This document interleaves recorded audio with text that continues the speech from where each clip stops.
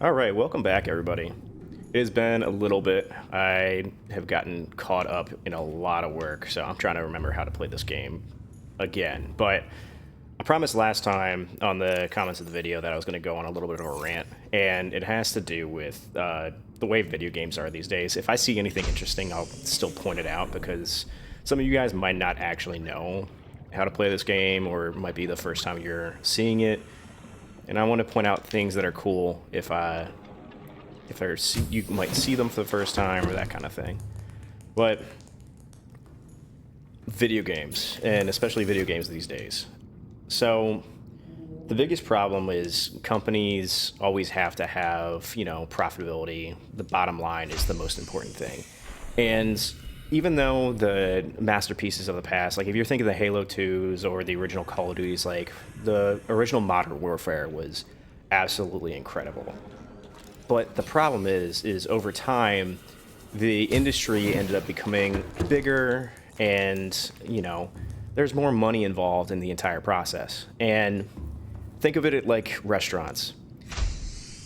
The biggest conglomerates are the big chains, and you're not going to get the best meals ever from the big chains. You're going to have good memories and everything, sure, but you're not going to get your best meal there.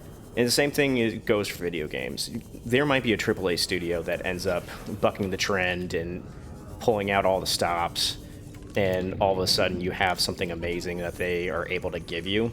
But more often than not, it's going to be the indies, the people that are doing it for the love of the game.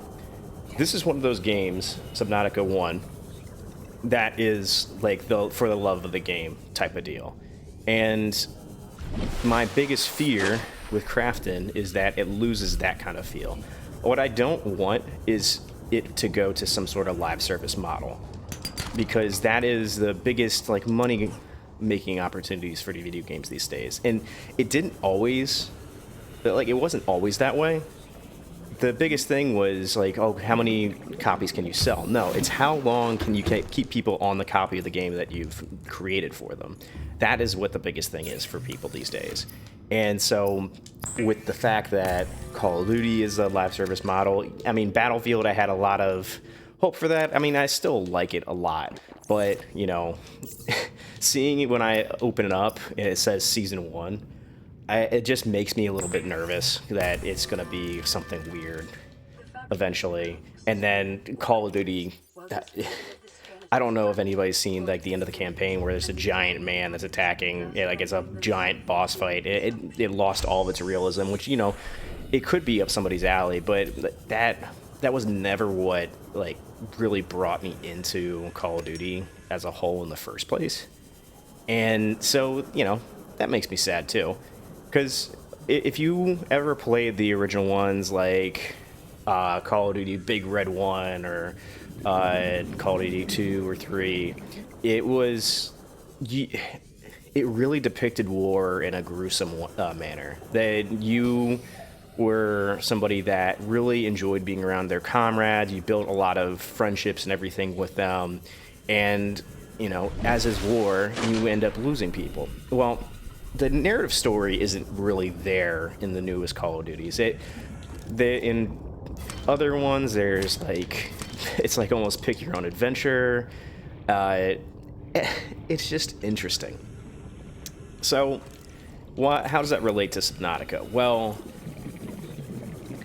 the heart of this game is the fact that you buy it once and you don't have to spend any other money. You just buy it once and you get to sit here and enjoy all the time you get to spend on it.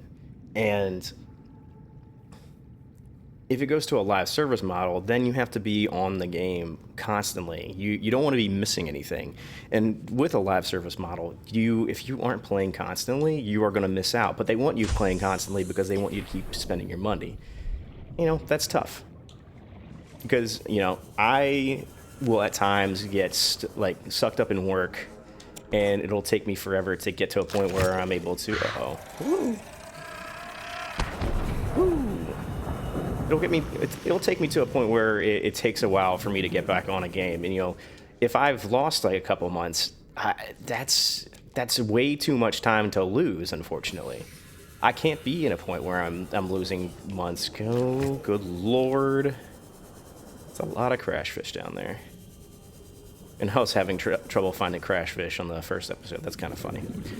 But I don't want to be at a point where I need to be online constantly in order to fully enjoy the game that I'm playing. And I don't want to have to keep on spending money on battle passes and everything to keep enjoying the game. And, you know, there's still a lot of free elements to the new battle passes and everything, but one of the things that they do with it is, like, especially games like Call of Duty, is if you have the battle pass and you're constantly playing, you're unlocking all the weapons. I don't have enough time to keep unlocking all the weapons. I'm not going to sit there and slide 15 times to go through somebody's legs to shoot their mother or something, whatever, and whatever stupid challenge that they're forcing you to do in order to unlock a new weapon. Like, it's ridiculous. And all I want to do is just try a new thing. Like, they added a new thing in the game. I just want to try it. So that's just the state of video games these days. And to be fair, it is not a company's fault. I mean, it was their choice. So in that sense, that it is their fault. But to be fair, it is because gaming has gotten so mainstream that this has been happening. This wouldn't have happened if there wasn't enough of a, player base for gaming companies to draw upon for like a ton of revenue. And of course, all I'm doing is just sitting here swimming around until the Aurora explodes, because I'm gonna need that to happen so I can safely venture into the crash zone a little bit more. I'll probably go down to the grassy plateau a little bit and just to find some more laser cutter fragments, because that's going to be another thing I'm going to need to do. And eventually I'm going to have to be able to craft the radiation suit. But as I was saying, the reason why it's profitable for companies to be this way and to go for a more live service model is because we're okay paying for that. And it wasn't like it just came out of nowhere. I mean, DLC was happening, but I don't even think that was the biggest thing. Oh. The Aurora's drive core has reached critical state. 2 hours. Let's get a quick cup of coffee while we're waiting for that to blow up. I'm gonna drink my own coffee too. Alright, give me some coffee. Coffee box, show me your butt. Oh, there we go. Yum. Alright, back to it. So back to the restaurant metaphor. You're gonna get your best meals at restaurants that are totally focused on quality, and that doesn't always mean that they're the most profitable. That means that they're putting out the best stuff, they're getting all this publicity, people are coming from around the world to try them, but it doesn't mean that they're going to have the most customers. I mean, your Applebee's and everything are still going to have the most customers around, but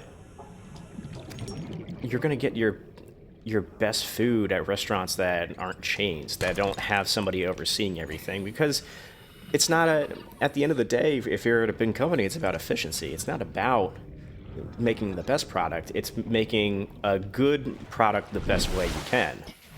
And so you end up either cutting corners or using just the same kind of template, and it works. And it's like eating bags of potato chips. Like, even if you are like really wanting something different, what ends up happening is that you always go back to a potato chip because it's a good snack. It's something good. It fills that itch, and that's what these video games have been doing these days.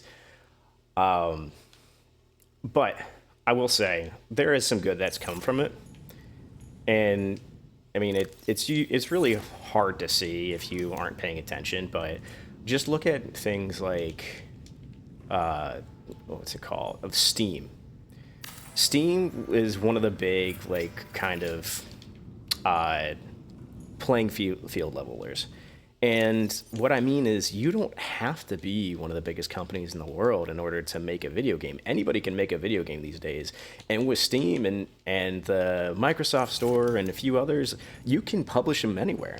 And this is allowed because at the end of the day, the console wars end up just being a proxy for something bigger. Like, the reason why the console wars were a big thing was because if you had, and I'm using my hands to demonstrate, but, and this is a completely visual audio medium essentially, because you can't see me. I can't just use Riley's hands right here, but. Welcome aboard, Captain. But the console wars were important in the 2000s and early 2010s because the way that you made your money as a gaming company was by selling hardware. And you had big name games to sell your hardware. It really was a hardware pusher. Now, you can have multiple types of hardware like an Xbox Series S and Xbox X because that's not the big thing that drives your revenue. The big thing that drives your revenue is the Microsoft Store. And it doesn't matter if you're a big developer, small developer, if you're making money for them off the Microsoft Store, that's good enough for them. And that paves the way for smaller developers and people with passion projects to be able to make their own games because they know they can just put it on the platform and they might actually do well. They might actually sell some copies. And so that is, if you're looking for something to really engross yourself, don't look for a copy of something that's like a Call of Duty 7. If it's getting to the Land Before Time numbers of 9, 10, 11, it's probably not going to have something groundbreaking, and you're probably going to have to wait for the next groundbreaking version of that particular game before you really want to buy it. If you're looking for something that's going to be, memorable, life-changing. Black Ops 7's not going to be life-changing. It's just not. It's not going to have a new Warzone. It's not going to have, well, it might have like a new Warzone map, but it's not going to be like Warzone was the first time with Verdansk. It's going to be something that's part of the copy-paste model. But when you do have something like the Warzones, like the original Black Ops, like the original Call of Duty Modern Warfare, like, that's when you really feel something. That's when memories are really made. Otherwise, it's just, memories are just being made just because you're playing it with friends. And that's fine. Like, you can go to Applebee's and everything with friends, and that's what's going to make your trip to dinner memorable. But it's not going to be the fact that you went to Applebee's that's making the trip memorable. It's what happens there. Meanwhile, if you go and you do something like play like a Subnautica, play like a Stardew Valley, play like a Terraria, that's going to be memorable. That's really going to be memorable. And it's going to be like going to a high-class dinner somewhere where you're never going to have anything like it otherwise. Let me just make a radio so I don't have to keep going back and forth between the life pod. Actually, let's just go to the life pod right now, because it's actually a pretty good place to watch the explosion. I have a feeling we're going to get that pretty soon. So, yeah. It's nice that gaming is so mainstream now. It's really nice that everybody can get into it. It doesn't matter what they like or what they want to do. There's going to be a game for them. Just remember that also comes at a cost. And that cost is AAA development ends up being potato chips instead of high-class dinners. But at the same time, it's super nice because you get unknown worlds. You get everybody that makes all these really nice games that are like $20, and you can sink hours and hours of time into them. But there's radiation in between us and the rendezvous. Request immediate assistance. 6 out. Signal coordinates corrupted. Approximate transmission origin recorded to data bank. Anyway, that was the rant that I wanted to go on. And it's been... I've been thinking about it for a while. I've been wanting to make like a long-form video on it, but at the same time, it's a lot to do.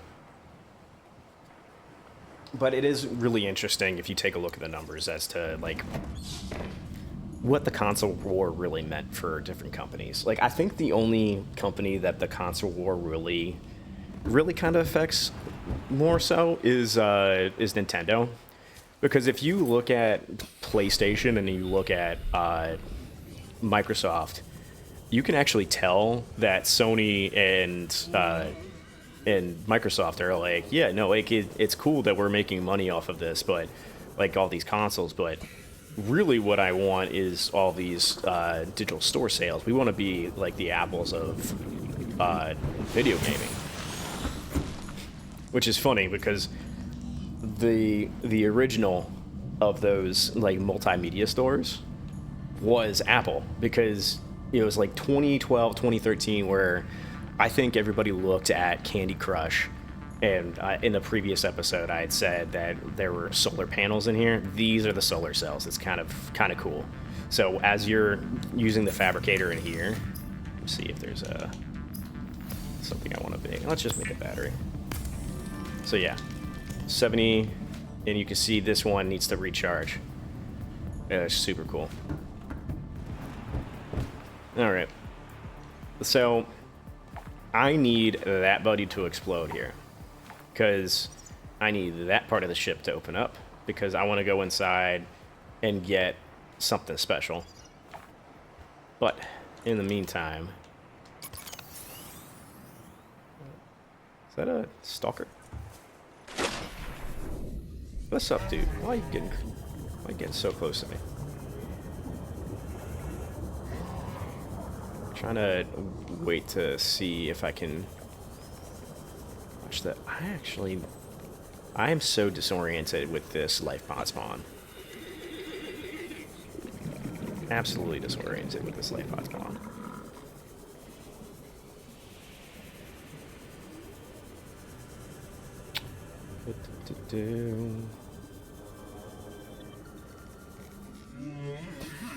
All right, there we go. And then I'll just be able to get up. I need to. Boom. So you're probably like, Daniel, what's the deal with the grassy plateau? Why do you keep going there? What's in there that's important? Well, I'm still looking for shipwrecks. Like this one. Because if 100 meters, I'm lucky, efficiency decreased. Show me something good. All right, let's go up. We should be getting close to that, right? Man, that reef back's way up above the water. Bone shark? I'm gonna have to be really careful over here. Oh, we got here. Scanning fragment. Not what I need. Actually, no, I don't have that. Kill Cape Biter. You can chill, buddy. Let's see. Scanner room fragment. Alright. Just stay away from that guy. Something in that one.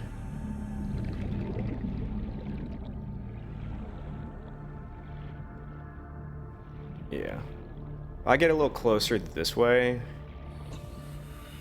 Be able to show. Actually, let me just go forward a little bit. And go slowly. Should be.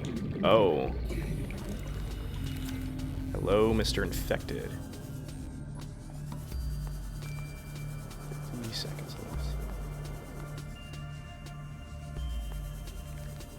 Should be a danger noodle over there. I haven't seen it yet. At least I think there is. 30 seconds. Let's go ahead and grab this. Some oxygen, and I need to get that laser cutter fragment. We also have a new transmission.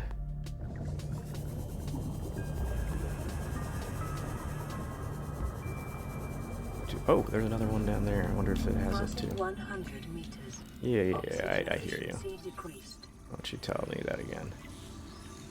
Oop. Let's see, where'd you go? Right here. Yeah, alright, cool. So that's gonna be big. It's gonna help us explore other wrecks. Okay. Go right here. I'm gonna see if I can see. Yeah, I heard you.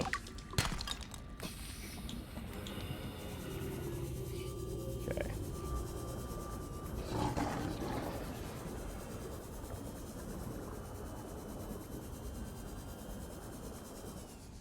This is where.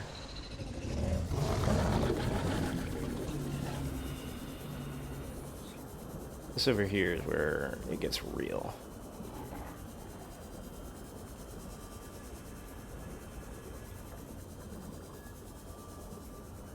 Probably if I were to give anybody advice on this game is, when you're approaching open water, make sure you can see the bottom and hug the bottom, so you can see anything that comes up from above you. There are some creatures, like those sand sharks, that can attack you from below if you're hugging the bottom, but for the most part, you want to just be able to see everything. Now, that's not always going to save you, because some things can just glitch into the walls. It's not supposed to work like that, but sometimes it do. Alright. Should see a quantum explosion sometime pretty soon. Let's see, let's grab some bladderfish.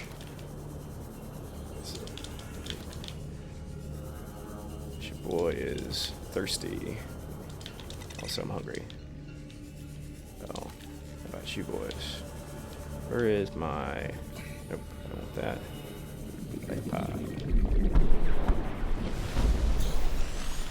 Emergency. Detonation. A quantum detonation has occurred. Here we go. Aurora's drive core. The reactor will reach a supercritical state in T-minus 10, 9, 8, 7, 6, 5, This is 4, amazing. 3, 2.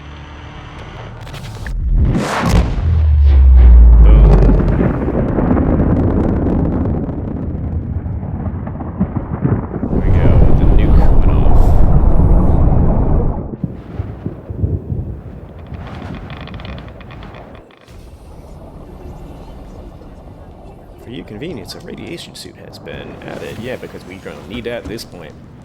Alright, tell me what's up. Receiving re-recorded distress call. Laying back. This is Lifepod 3, uploading our coordinates. We're plugging some holes in our emergency sea glide, so if we're late for the rendezvous, don't panic. Also, don't go home without us. Seriously. 3 out. Signal location uploaded to PDA. Damn, I need some diamonds already for that? That's a pretty tall order. I do know where some pretty safe diamonds are, though. Alright. So, I've got plenty of those gasopods around me. Good lord.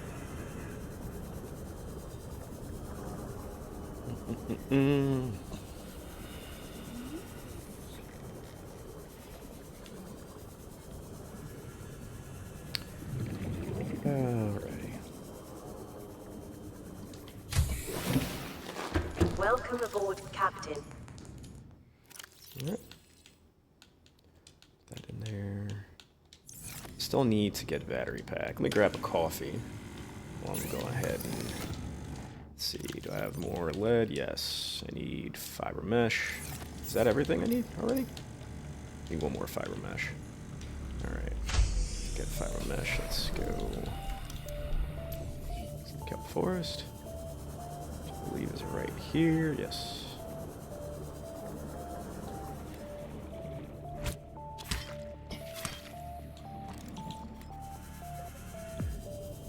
Boom, boom, boom. All right. Get the coffee. I asked you to make coffee for me, please. And fiber mesh. Boom. All right. What we call that? is added protection. And that's a coffee for me. Ah, that's nice. Okay, cool. So we got radiation suit, radiation gloves, radiation helmet. So at this point, with, you know, let's go take a look at it. With the Aurora the way it is, when you go near it now, it's going to be radiated. And if I didn't have my radiation suit, what would happen is I would slowly lose health as I'm around it, or quickly. It's one of the two. I mean, it's a super irradiated area. I mean, it's essentially a nuclear drive that blew up. So, you know, not great. Not great for my survival. We can fix it, though, I think, essentially. I did complete this game with the achievements 100%, which... What's funny about the achievements, on Xbox at least, is you don't have to go into some very, very nasty zones. Boom. Fully done. Let's see. Yeah, you don't have to go into very nasty zones, but I plan on actually hitting those in this playthrough. But I'm going to say that's enough for now. I talked your ears off at this point, which is a lot better than what I did last episode, so I hope you enjoyed, and I'll talk to you soon.